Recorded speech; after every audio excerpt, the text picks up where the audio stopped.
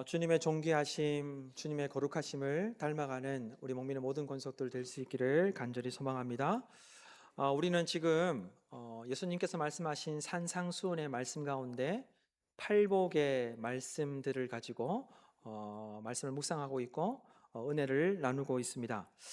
팔복의 말씀들을 묵상하면서 깨닫게 되는 한 가지 삶의 지혜는 하나님께서 베풀어 주시는 은혜들, 하나님께서 또한 베풀어 주시는 행복한 상황들이 소유를 통해서 무엇인가를 소유할 때 얻을 수 있는 것이 아니라 심령이 가난한 자로 살 때, 그리고 애통하는 자로 살 때 그 살아냄을 통해서 하나님께서 약속하신 은혜와 복을 누릴 수 있게 된다는 것을 우리가 팔복의 말씀을 통해서 깨달을 수 있다는 것입니다.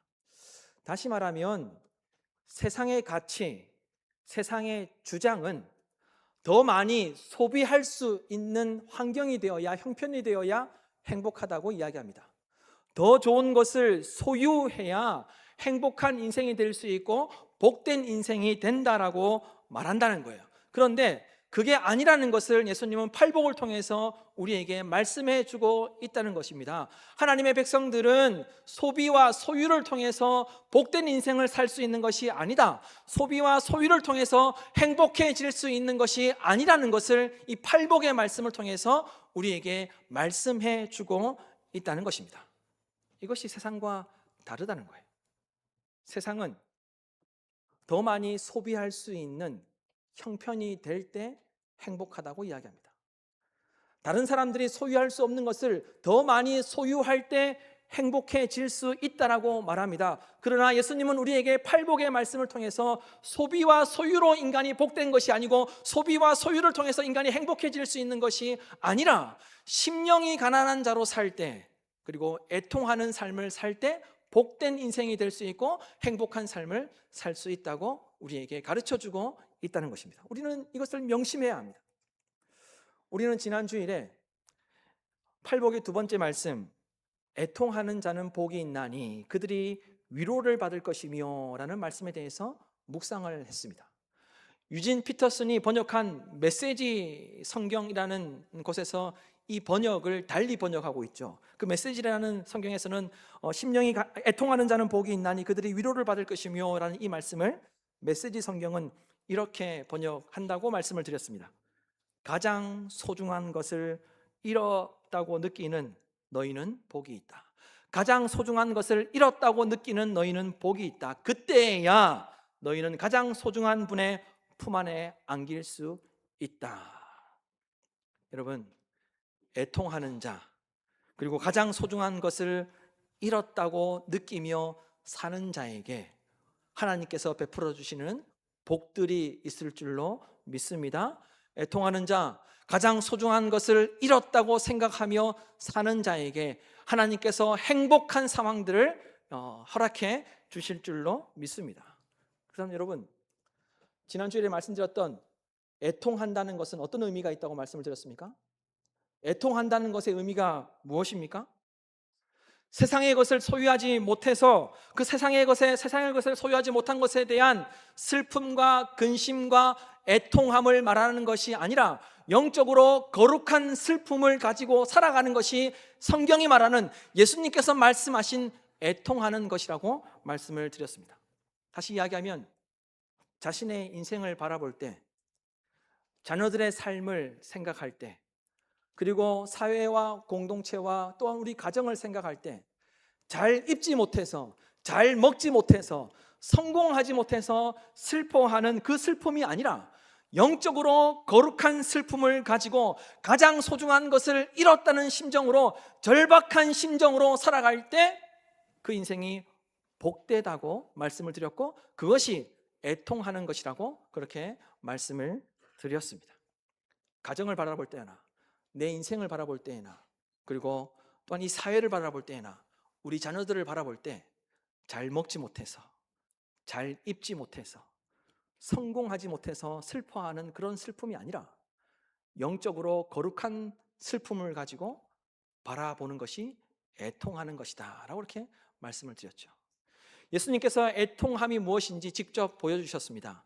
예수님께서 십자가의 길을 가시면서 예루살렘 성에 입성하시게 되면 이제 십자가를 짊어지고 십자가에 못 박혀 돌아가시게 되었는데, 그 예루살렘에 입성하시기 전에 멀리서 건너편에서 예루살렘 성을 바라보시면서 어떻게 하셨습니까? 눈물을 흘리셨습니다. 애곡하셨습니다. 애통하셨습니다. 예루살렘 성 안에 있는 그 백성들, 하나님의 백성들이 너무나도 불쌍해서 그 예루살렘 성을 보시면서 애통해 하셨습니다.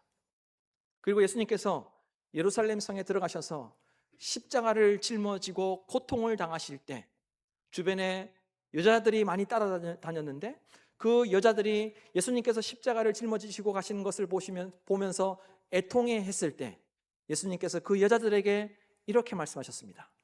예루살렘의 딸들아, 나를 위해 울지 말고 너희와 너희 자녀들을 위해 울라.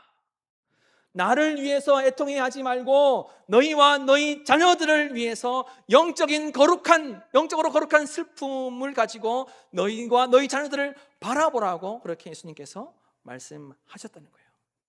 예수님은 이처럼 누군가를 바라볼 때, 또는 어떤 사회를 생각할 때, 공동체를 바라볼 때 애통해 하는 마음으로 바라보셨습니다. 그리고 우리에게도 너희와 너희 자녀들의 인생을 생각할 때 너희와 너희 자녀들을 위해서 애통해라. 영적으로 거룩한 슬픔을 가지고 가장 소중한 것을 잃었다는 절박한 심정으로 너희들이 살아야 한다라고 이렇게 말씀을 하셨다는 겁니다. 여러분, 애통하는 자에게 하나님께서 베풀어 주시는 안식과 위로가 있을 줄로 믿습니다. 애통하는 자에게 하나님께서 예비하신 복들과 은혜들과 행복한 일들이 일어나게 될 줄로 믿습니다. 간절히 바라기는 우리 목민의 모든 권속들은 애통하는 삶, 가장 소중한 것을 잃었다는 심정으로, 절박한 심정으로 하루하루를 살아내는 저와 여러분 될 수 있기를 주님의 이름으로 축원합니다. 오늘은 팔복의 세 번째 말씀, 온유한 자는 복이 있나니 그들이 땅을 기업으로 받을 것이며 라는 말씀에 대해서 묵상하고자 합니다. 간절히 바라기는 오늘 이 말씀이 우리 각자에게 하나님께서 친히 주시는 말씀으로 들려지고 믿어지는 은혜가 있기를 간절히 소망합니다. 그래서 심령 깊은 곳에서 하나님의 은혜가 가득하여서 그 은혜로 살아갈 수 있는 저와 여러분이 되기를 간절히 바랍니다. 예수님은 여러분 수많은 무리들과 제자들을 향하여서 말씀하셨습니다. 여러분 5절 말씀을 다시 한 번 더 한 목소리로 읽도록 하겠습니다. 온유한 자는 복이 있나니 그들이 땅을 기업으로 받을 것이며. 예수님은 온유한 자는 복이 있다라고 이렇게 말씀을 하셨어요. 그렇다면 여러분, 예수님이 말씀하신 온유하다, 온유한 자는 어떤 의미가 있고 어떤 사람들을 이야기하는 것일까요? 예수님이 말씀하신 온유한 자는 복이 있다고 말씀하셨는데, 예수님이 말씀하신 이 온유함은 어떤 의미가 있습니까? 결론부터 말씀을 드리면 감정적인 성품을 이야기하는 것이 아닙니다. 우리는 일반적으로 이 온유함이라고 이야기하면 그 사람의 성격, 그 사람의 성품을 이야기하는데, 예수님이 말씀하신 이 온유함은 그 사람의 성격, 그 사람의 성품을, 감정적인 성품을 이야기하는 것이 아니라는 거예요. 유순하고 온화하다는 것을 이야기하는 것이 아니라는 겁니다. 예수님이 말씀하신 이 온유한 자는 유순한 사람, 온화한 사람을 이야기하는 것이 아니라는 거예요. 온유라는 말을 사전적 의미로 보면 온유하고 부드럽다는 그런 의미가 있습니다. 그리고 한문으로 보면 따뜻할 온, 부드러울 유를 사용해서 우리는 일반적으로 온유 생각하면 유순하고 따뜻하고 온화한 사람을 온유한 사람이라고 이렇게 이야기하죠. 그런데 예수님이 말씀하신 이 온유는 그런 게 아닙니다. 감정적 성품을 이야기하고 있는 것이 아니란 말입니다. 예수님이 말씀하신 이 온유는 착하고 유순한 사람, 온화한 사람을 말하는 것이 아니라는 거예요. 물론 우리가 지금까지 이 온유를 착하고 유순한 사람으로, 온화한 사람 정도로 이해하고 신앙생활 했어도 많은 도움이 될 수 있습니다. 왜냐하면 야고보서 1장 20절 말씀에 보면 이런 말씀이 있습니다.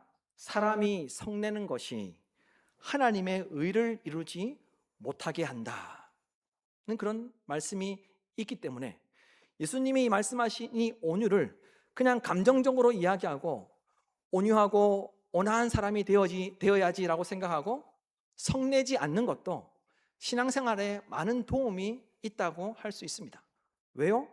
화내는 사람, 성내는 사람으로 인하여서 하나님의 뜻이 이루어지지 않기 때문에, 하나님의 뜻이 무너지기 때문에, 그 성냄과 화냄을 통해서 하나님의 뜻이 이루어질 수 없기 때문에 예수님의 말씀 이 온유를 그냥 감정적으로 생각하고 온화한 사람으로 살아가는 것 도움이 된다 할 수 있습니다.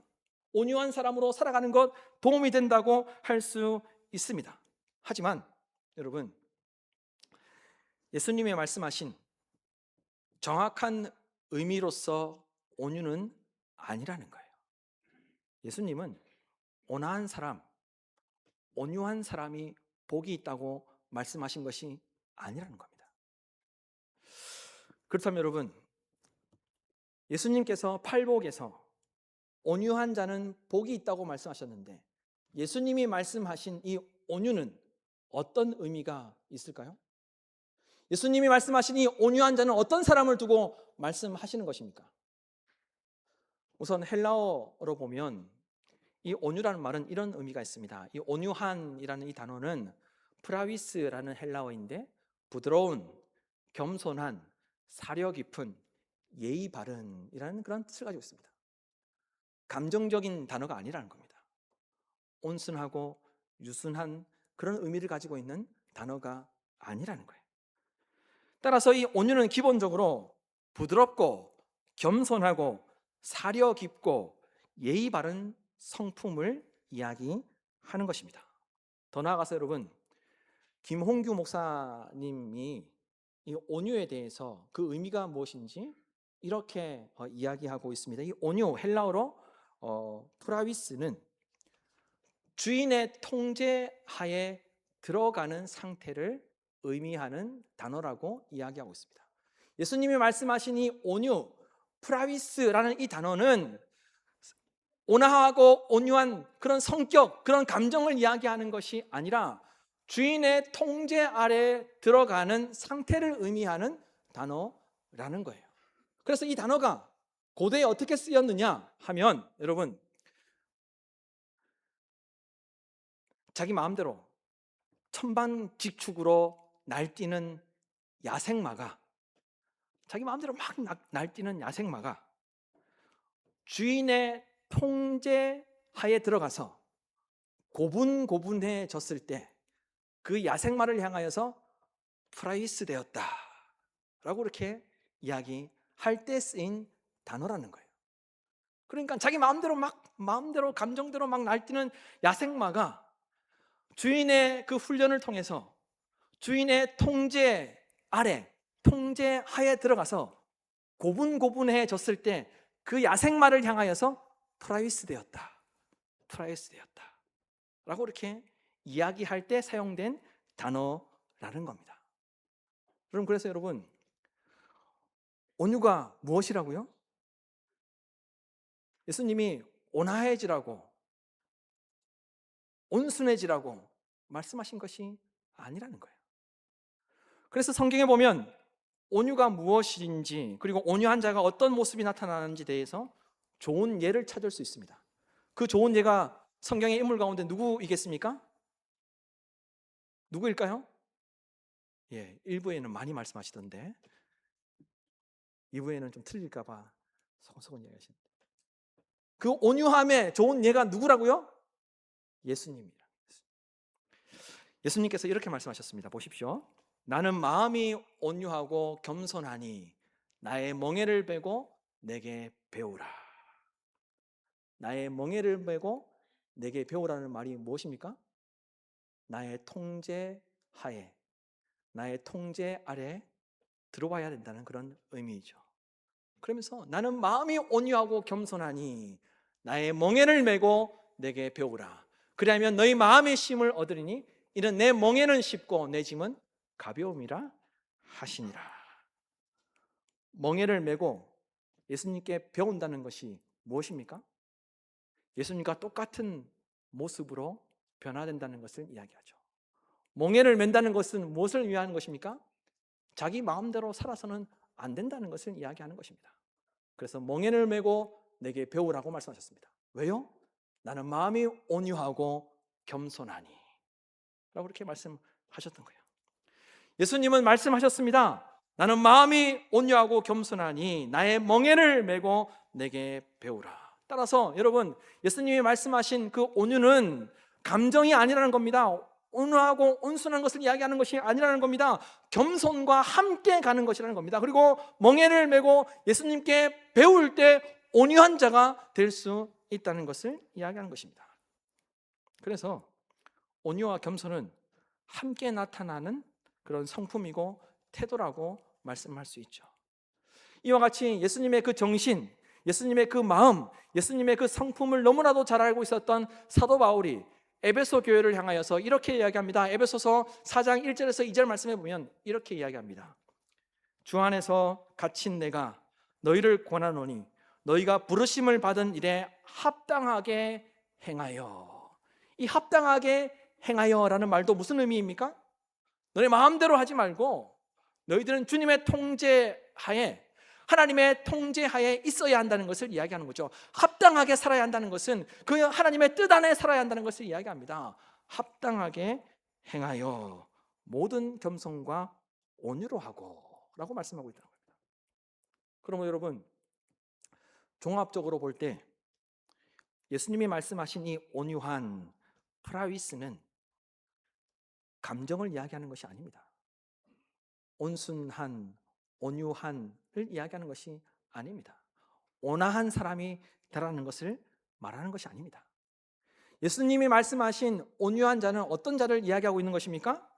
인간이 자신을 겸손하게 낮추고 하나님의 통제하에, 하나님의 통제 아래 자신을 두고 복종하고 순종하는 것이 예수님이 말씀하신 온유한 자라는 것을 우리가 기억해야 한다는 겁니다.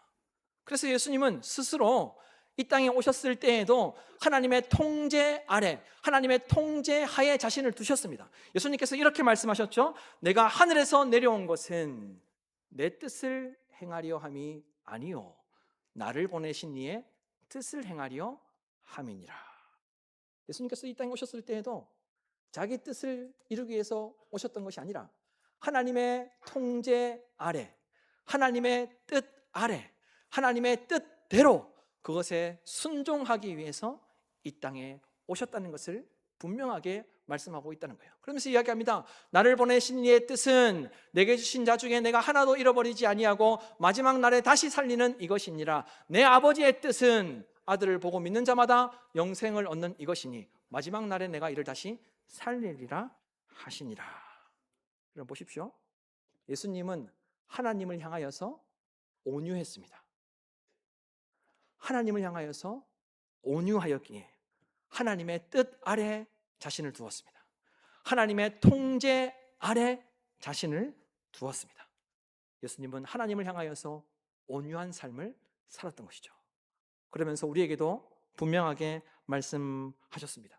예수님은 자신을 따르는 자에게 이렇게 말씀하셨습니다. 나는 마음이 온유하고 겸손하니 나의 멍에를 메고 내게 배우라. 여러분 간절히 바라기는 우리 목민의 모든 권속들은 예수님이 말씀하신 그 온유한 자가 되어서 하나님을 향하여서 그 온유함이 나타나기를 간절히 소망합니다. 하나님을 향하여서 나타나야 할 그 온유함은 나 자신을 내려놓고 나 자신의 생각과 계획을 내려놓고 하나님의 뜻에 순종하고 복종하는 것이 온유함이라는 것을 기억하고 살아내는 저와 여러분이 될 수 있기를 주님의 이름으로 축복합니다. 여러분 성경에 나오는 온유한 사람 또 한 사람이 있습니다. 어떤 사람일까요? 성경에 어떤 사람이 온유했다고 성경이 이야기하고 있습니까? 누구입니까? 모세를 두고 성경이 이렇게 이야기하고 있습니다. 하나님께서 모세를 향하여서 이렇게 말씀하셨습니다. 이 사람 모세는 온유함이 지면의 모든 사람보다 더하더라. 이 사람 모세는 온유함이 지면의 모든 사람보다 더하더라. 그렇다면 여러분, 한번 생각해 보십시오. 모세가 당시의 모든 사람들보다 그 온유함이 뛰어났습니까?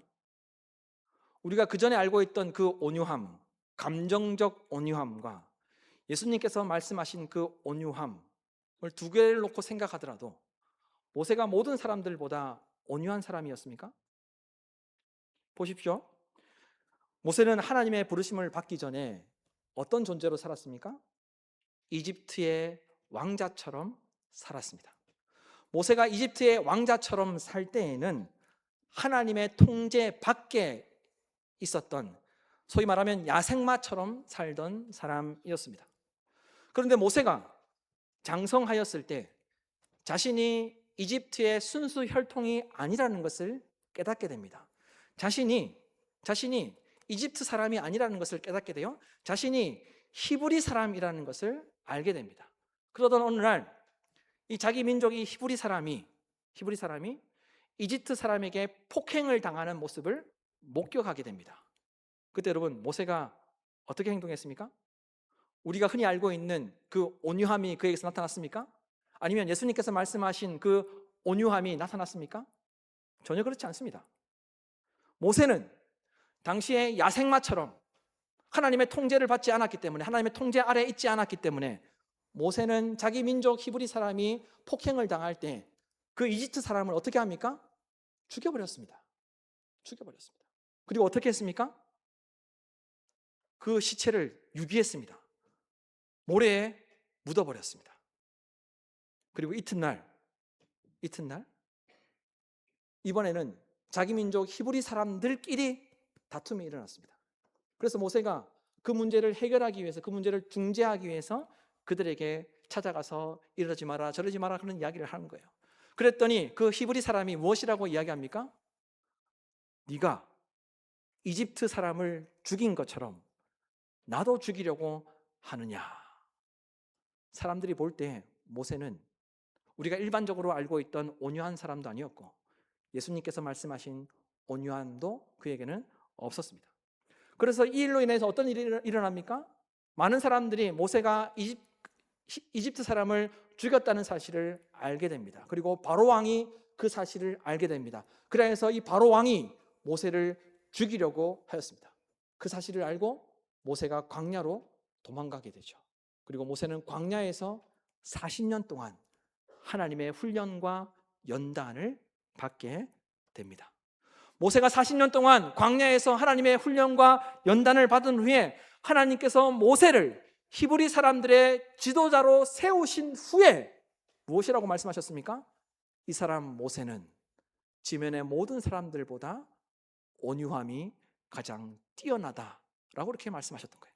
그때에서야 모세가 40년 광야에서 하나님으로부터 훈련을 받고 연단을 받은 후에야 하나님이 모세를 향하여서 모세는 이 땅의 모든 사람들보다 온유함이 더하더라라고 이렇게 그때 말씀하셨다는 겁니다. 모세는 자기 마음대로 날뛰던 야생마였는데 하나님께서 모세를 광야에서 40년 동안 훈련시키신 후에 하나님의 통제 하에, 하나님의 통제 아래 순종하는 온유한 자가 되도록 하나님께서 만드셨던 것입니다. 그래서 이 모세에게서 하나님의 그 통제 아래 있는 삶, 하나님의 통제 아래 살아가는 삶의 그 모습이, 그 온유함이 나타났을 때 하나님은 모세를 이스라엘의 지도자로 세워주셨고 모세로 하여금 이스라엘 백성들을 40년 동안 이끌도록 하셨다는 겁니다.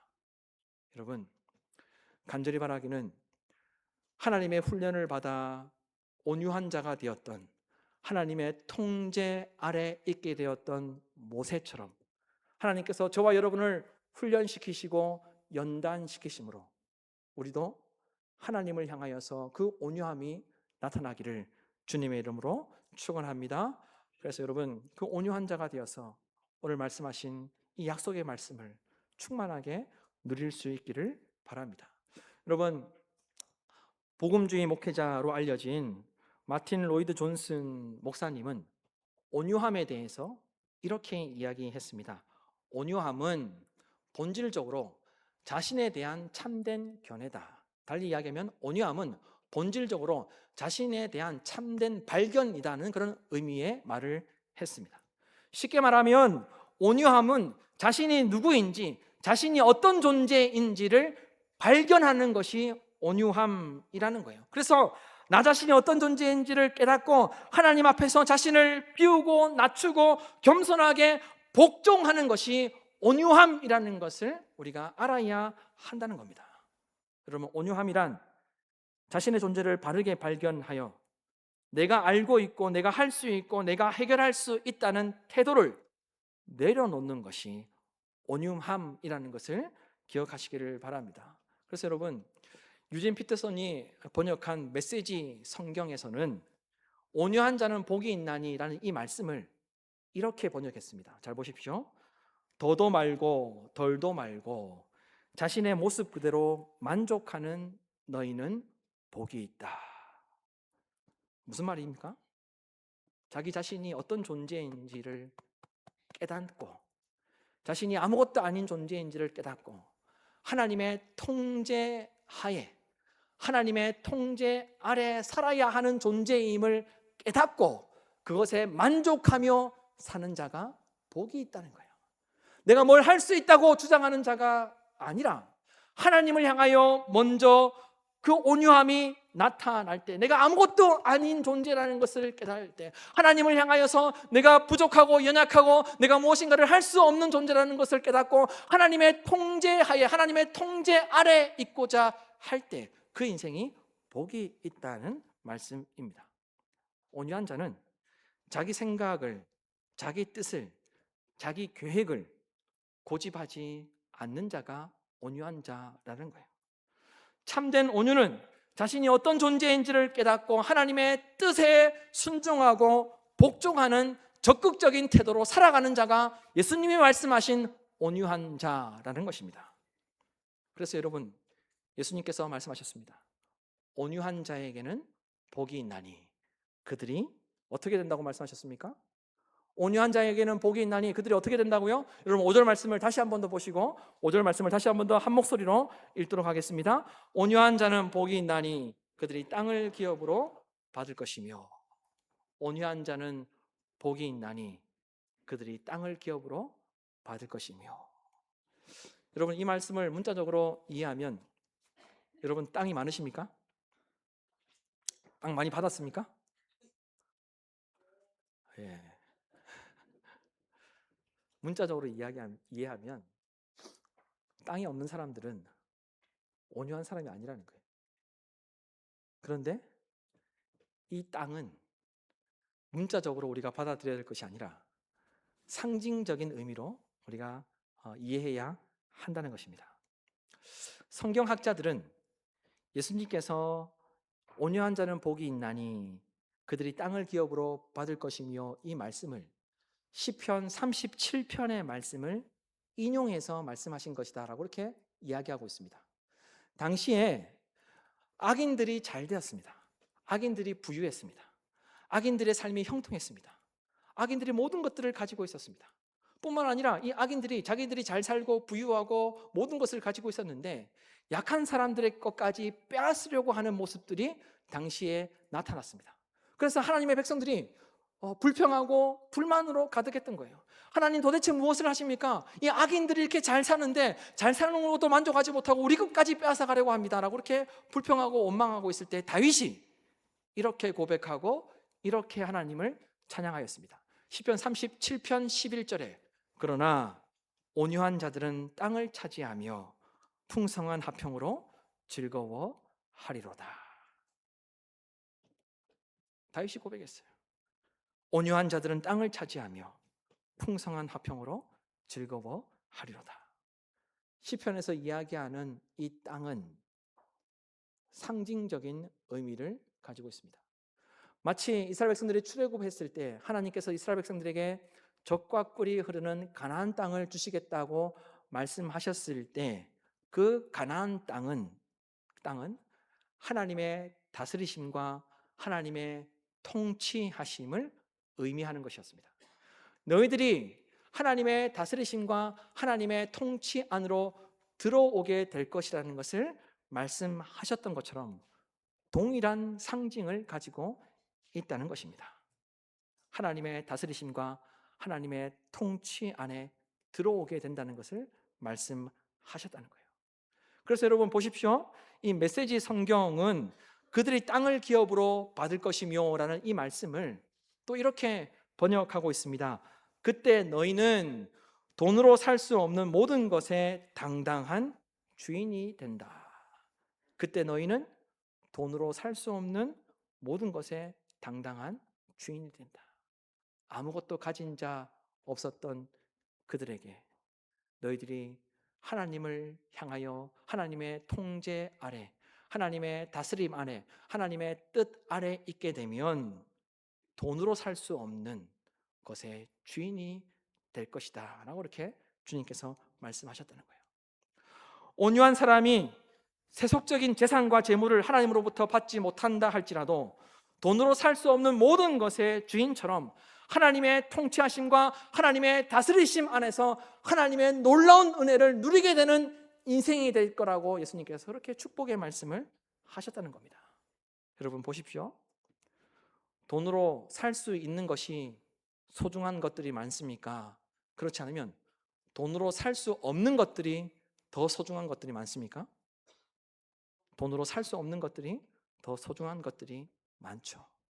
그런데 온유한 자가 되면 하나님의 통치 아래, 하나님의 통제 아래 있는 삶을 살며 하나님께 겸손하게 순종하면 돈으로 살 수 없는 하나님의 놀라운 은혜와 은총을 충만하게 누리게 될 것이라고 주님께서 말씀하셨다는 거예요. 여러분, 사도 바울이 놀라운 이야기를 합니다. 고린도후서 6장 9절에서 10절 말씀에 보면 마지막 말씀만 여러분 보십시다. 아무것도 없는 자 같으나 모든 것을 가진 자로다. 아무것도 없는 자 같으나 모든 것을 가진 자로다. 하나님의 다스림 안에, 하나님의 통치 아래 있는 자가 아무것도 없는 자가 같이 보이지만 사실은 모든 것을 가진 자라는 것입니다. 여러분, 하나님을 향하여 온유한 자가 될 때 세상이 알지 못하는 놀라운 은혜들, 놀라운 은총들을 누리게 된다는 것을 믿으시길 바랍니다. 하나님께 온유한 자가 되어서 하나님께 겸손하게 복종하고 순종할 때, 하나님의 통제 아래 있는 삶을 살아갈 때 하나님께서 베풀어 주시는 은혜들과 은총들과 행복한 상황들을 충만하게 누리게 된다는 것을 믿으시길 바랍니다. 여러분, 이 땅에서 온유한 모습으로 살아가시길 바랍니다. 그래서 하나님께서 예비하시고 약속하신 그 은혜와 복을 누리는 그런 삶을 당당하게 살아내는 우리 목민의 모든 권속들 될 수 있기를 주님의 이름으로 축원합니다.